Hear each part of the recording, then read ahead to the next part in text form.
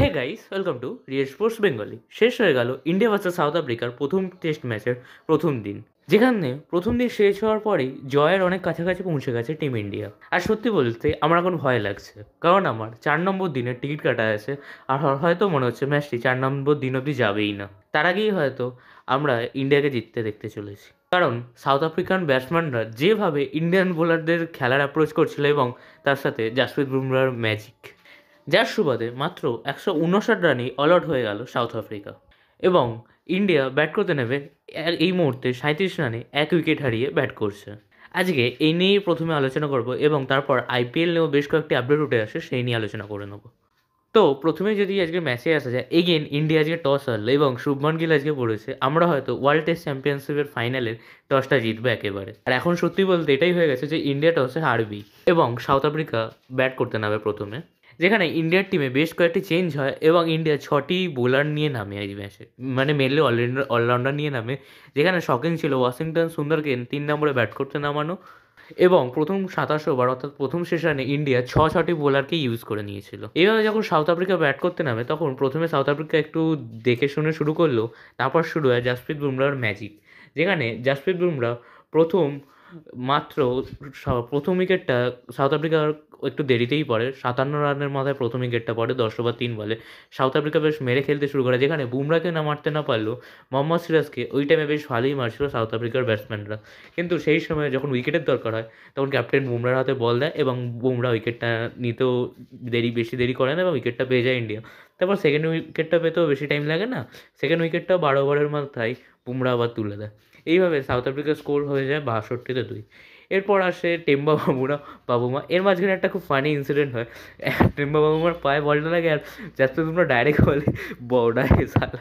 ওই মুভিটা সত্যি হাসির ছিল, কিন্তু টেম্বা বাবুমার লাস্টে কুলদীপ যাদবের বলে আউট হয়ে যায়। এভাবে 71-এ 3 উইকেট পড়ে যায়। এরপর ফার্স্ট সেশন যখন শেষ হয় তখন স্কোর থাকে 105, কিন্তু সেকেন্ড সেশনেই পুরোপুরি সাউথ আফ্রিকার টিম বান্ডিল হয়ে যায়। যেখানে সেকেন্ড সেশনে সত্যি বলতে ওই 146 রানের মাথায় সাউথ আফ্রিকার পরে 6 নম্বর উইকেট, যেখানে তারপর মাত্র 159 রানের মাথায় সাউথ আফ্রিকা অল আউট হয়ে যায়। যেখানে মোহাম্মদ সিরাজ 1 ওভারে 2 উইকেট নেয় এবং এছাড়াও জাসপ্রীত বুমরাহ নেয় আজকের ম্যাচে 5টি উইকেট, 14 ওভার বল করে 27 রান দিয়ে নেয় 5 উইকেট এবং আকসার প্যাটেল নেয় 1টি উইকেট এবং কুলদীপ যাদব নেয় 2টি উইকেট। এইভাবে ইন্ডিয়া মাত্র 159 রানের মাথায় সাউথ আফ্রিকাকে আটকে দেয়। যেখানে সাউথ আফ্রিকার ব্যাটসম্যানরা মেনলি বলবো যতটা পিচ আজকে কিন্তু ততটা টান করেনি, বেশ ভালো ব্যাটিং ফ্রেন্ডলি পিচ ছিল। একটু তাড়াহুড়ো করে খেলতে গিয়ে আর বেশি রিভার্সিভ খেলতে গিয়ে স্পিনারদের তো প্রথমে একটু মেরে খেলতে গিয়ে আউট হয়, সেকেন্ডলি জাসপ্রীত বুমরাহ ম্যাজিকে পুরো সাউথ আফ্রিকার টিম ধসে যায়। এবং সেকেন্ড ইনিংসে ইন্ডিয়া ব্যাট করতে নেমে শুরুটা বেশ ভালো করে, যেখানে এসএসসি জয়সওয়াল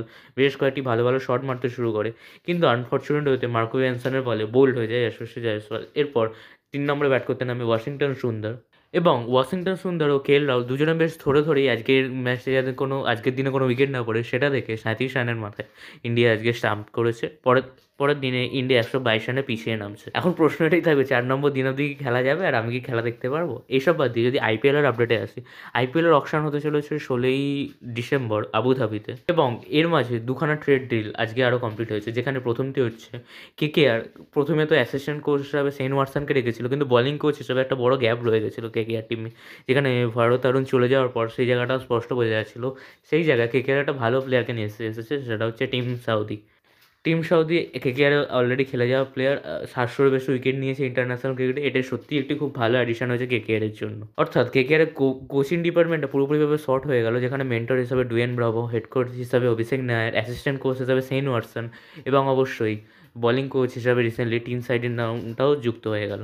অন্যদিকে লখনৌ সুপার জায়ান্ট একটি ট্রেড ডিল কমপ্লিট করেছে, যেখানে তারা সানরাইজার্স হায়দ্রাবাদ থেকে মোহাম্মদ শামিকে ট্রেড করে তাদের দলে যোগ করেছে। অর্থাৎ লখনৌয়ের আগের বারে যে ইন্ডিয়ান বোলিং প্রবলেমটা দেখা দিয়েছিল অনেক প্লেয়ারদের, তারা এবার রিলিজও করতে চলেছে, সেই জায়গাটা ভালো অ্যাডিশন করলো তারা।